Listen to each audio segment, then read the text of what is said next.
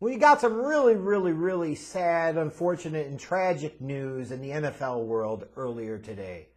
And that was the news that Dwayne Haskins, former first-round pick of the Washington now Commanders, last with the Pittsburgh Steelers, current member of the Pittsburgh Steelers, was killed in a tragic accident this morning, apparently, while he was walking on a highway in Florida. Young man that had his whole life ahead of him. Wasn't even 25 yet. He was only 24 years of age. Gone. Like that. This is not a nice world. It is a very mean, very cruel, very twisted place. And frankly, any world or any master plan that involves a 24-year-old getting hit by a dump truck while they're walking on a highway in Florida is not exactly a plan that really makes any sense. Can we at least acknowledge that? It sucks. And I really, truly hope that for Dwayne Haskins' family, his friends, his teammates, ex-teammates, whether they be in Washington, whether they be at Ohio State, his old high school teammates, I hope they're able to find peace in a really tragic and frankly senseless time. There is no positive spin to put on this. There's no greater win here. There's no greater purpose that this serves. A young man just died at the age of 24. He got hit by a damn, apparently, dump truck walking on a highway in Florida.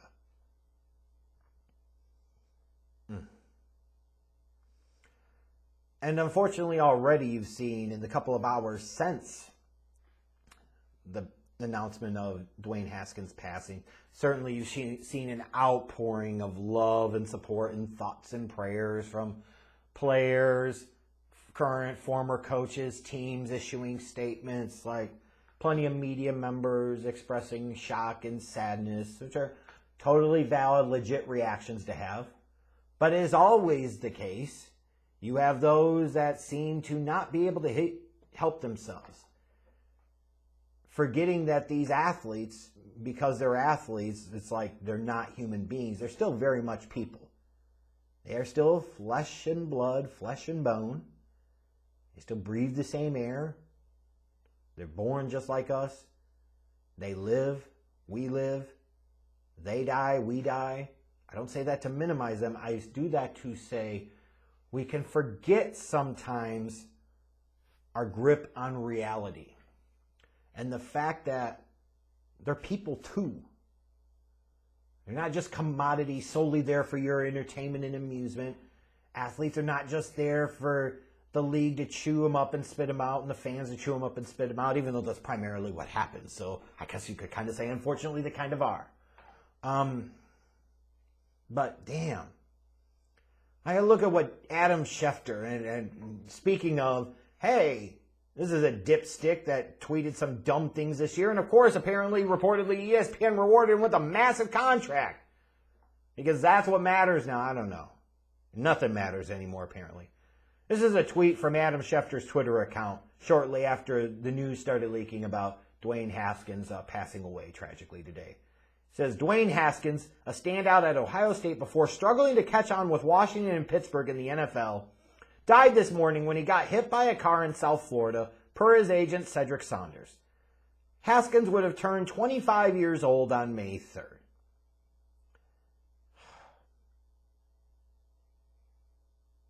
Now, you would expect this type of crap for the same idiot that basically tried to go on the Deshaun Watson's innocent train.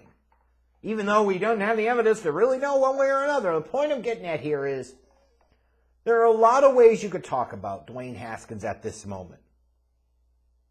Sure, was his time at Washington a disappointment for all parties involved? Absolutely, no question about it. But does it really need to be the first thing that you latch onto when you're announcing the passing of somebody who's only 24 years old?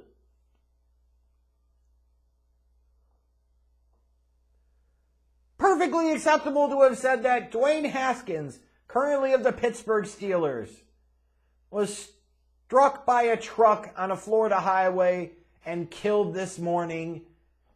He passed away at the age of 24. Like, even that would have been sufficient. Because that's not injecting any stupidity. That's just speaking to what it is. It's not incredibly insensitive. It's just reporting. Like, it's the way it goes. But struggling to catch on with Washington and Pittsburgh, even though that's true, it's just not really necessary right now. And for somebody like an Adam Schefter, like, I realize your job is your life, your job is your life is your job, your life is your job is your life. I realize that's how it is for a dude like that, but damn, man. Can we remember to have at least a little bit of humanity sometimes? You know, he was a friend, he was a teammate, son, cousin, maybe brother. I don't know if he had like siblings or not. Like, what I'm getting at here is, this is a guy that was a member of the community. You know, went to schools at different levels, in high school and college, like played with teammates in Washington and in Pittsburgh. Back in his college days, Ohio State. This is the type of passing that is sudden, tragic, senseless. That is going to impact a lot of people across the NFL in a profound way. And this is how you decide to respond to it? And the only thing that Adam Schefter could be thankful for is that Gil Brandt decided he wanted to mosey his 90-year-old ass in. He was on some NFL radio show earlier, and when asked about Dwayne Haskins, he said, among other things, and I quote, "He was a guy that was living to be dead," unquote. Here's another one, and I quote, "It was always something with Haskins," unquote. And best of all, maybe if he stayed in school a year, he wouldn't do silly things. I mean, jogging on a highway, unquote. Stay around too long as the hero, you grow to become the villain. Maybe, just maybe, this should be the last ever interview that a 90-year-old Gil Brandt does. There's a time and a place where you could say certain things, and this probably wasn't one of them. And even more so, if we had seen a bunch of reports of Dwayne Haskins going out on drunken night coke benders, or doing some Chris Henry being on top of a car shit after a series of off-the-field issues, you could maybe say that he was walking on the wild side. But did we ever really get that out of Dwayne Haskins, or reports of him about that? No, we didn't. There might have been different personality or character traits that some folks called into question, some didn't. But that doesn't mean that he was living to be dead. It was always something. What? The fact that he got hit by a frickin' dump truck when he was walking along the road? Yeah, it was always something. It was what killed him. That sucks. If he stayed in school a year, what the hell does staying in school another year have to do with any of this? If it wasn't this way, it could have been something else. Anytime, any place.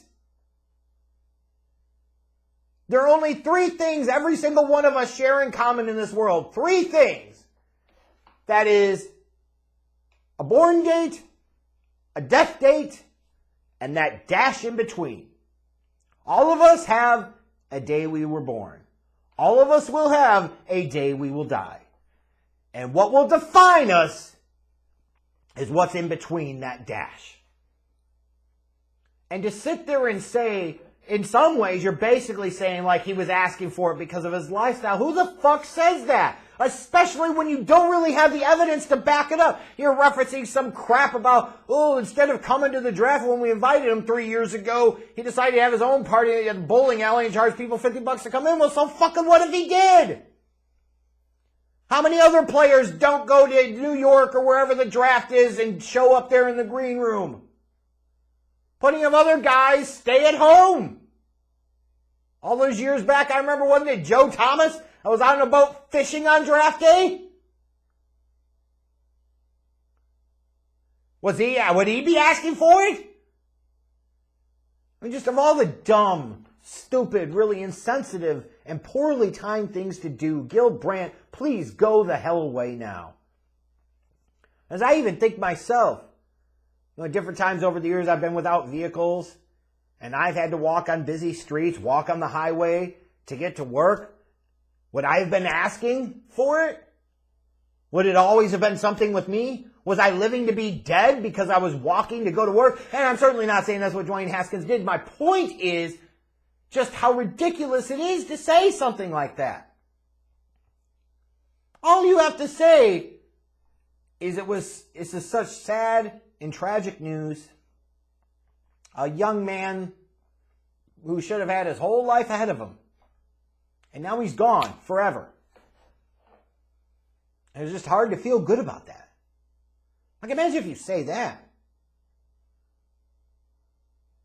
And you can't even just throw it at a Gil Brandt and say that this is like some racial component here. Maybe there is. Same thing with Adam Schefter. Maybe there is.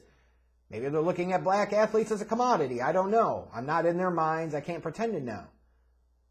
Instead, what I can say is it's more reflective of a general mindset when talking about these athletes, that they are property, that they are commodities, that they are there for entertainment, that they are not real people and do not deserve to be talked about and spoken about and treated like real people.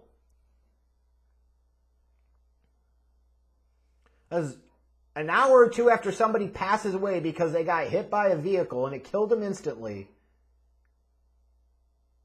sitting there and saying that walking on the highway is a silly thing, you don't even know all the facts or details. And even if you do, it's not appropriate to say. He was a guy that was living to be dead. Why? Because he was young? Because it didn't work out so well with his first team? How ridiculous does that sound? It was always something. Shit, if anything, I'd look this year and I'd say with Adam Schefter, it's always something. And he just got rewarded with a multi-million-dollar contract with ESPN.